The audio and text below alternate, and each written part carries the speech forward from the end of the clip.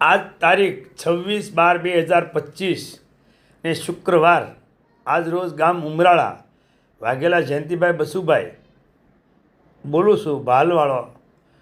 તો સર્વ મારી નાતને જણાવવાનું કે કાળુ તળસી અત્યાર સુધી કાળુ તળસીની વાડી વિસ્તાર માથે હવ નાતને દયા આવતી હતી અને આપણે એમ થતું હતું કે ભાઈ એની પાસે ન્યાય હશે, કોઈ વસ્તુ હશે, જીતલા માણસ છે, આ હશે, તે હશે, કોઈ વસ્તુ હશે.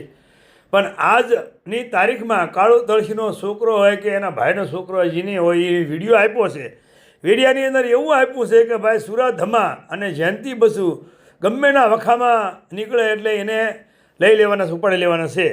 અને સર્વ નાતને પણ ભલામણ કરે છે કે અમારે એ આવે એટલે અમને કહો એટલે એને રવા દેવાના થતા નથી. તો ભલામણા કાળુ તળસી આ હમઢિયાળની અંદર જેટલા પાળ્યા છે એટલે તમારા વડવાના તમારા જ કરેલા છે હશે ને. તમારા મનમાં તમે લોકલાય ચડાવો તો બધા પાસે લોકલાય હોય. કાળુભાઈ તમારા વાડી વિસ્તારને તમે એમ કહો આજે ઓડિયો બનાવ્યો છે ને તકલીફ પડશે ઓડિયો વિડીયાની અંદર, કારણ કે અમે નાચ તો સર્વો નાચ અમારા હિસાબથી અમે હાલી રહી છીએ. પણ તારો આડીમો કેસું નાનું હમઢિયાળામાં પીડ્યો છે. બહુ પાણીયાળના પેટના હોય ને તો એ કેસું નાનું નહીં પાણતા અને તું કેસું નાનું ગમે ને ભાડિયામાં પડી મરો કે કૂવામાં પડી મરો કે સાગરની અંદર પડી મરો. એમાં મારી નાચનું શું છે? નાચે તો ખાલી વાત સાંભળી છે. 4 ધામના રખાના કાયદાની અંદર આવતા હતા તમે કાકાજી હારા વહુનું. એને કારણે સર્વો નાતે તમારો તે જવાબ ન દીધો. તારા નામના દેવસા દીધેલા છે અને દેવસા છે ગઢુલાના, અસલના ગઢુલાના દેવસા છે કે ભાઈ ગઢુલાના કાયદાની અંદર આવી જાય છે કાકાજી હારા વહુનો 2021નું પછી. તો તેનો તું જવાબ ન આપ ગઢુલાના કાયદાનો, ત્યાં સુધી તારા વ્યવહાર બનશે. અને તું અત્યારે કાળુ તળસી અને કેશુનાનું તમને બેનને ફૂલ વોર્નિંગ આપી છે. હમઢિયાળાવાળા તમે કોઈ દી ખો ન કરી, તમે ક્યાંય બહાર ન નીકળી કહો. કારણ મારી નાતની માથે તો હમો લોકલાય સડાઈને તો હમો કાયદો કરો, એ તમારો ધર્મ છે ભલામણ. અને તમે બે હાસી ના હોય ને, તમે બે હાસા હોય ને તો નાતને ન સડાવો અને ગમે એ પેઢીએ ભેગા થઈ જાઓ. ઘોઘાબારામાં થાવ, ભાલમાં થાવ, ખારાપાટમાં થાવ. અને કેશું નાનું તને અને પ્રતાપ ફોજી તને કી તમારા વખારું થઈને અમે તો આખ્યા કાને બેરા અમને કાંઈ ખબર નથી. ઉમરાળા આવી અને તમે આ જે વસ્તુ લાવી છે પ્રતાપભાઈ ઓળખાણ તારી છે, અમારી બેની આબરૂ પડીને એટલે તમે છૂટશો નહીં. એટલે ખાસ કરી એને વખો કરવો હોય, ગમે એ પેઢીએ વખો કરવો હોય કરી ખાવ જાઓ.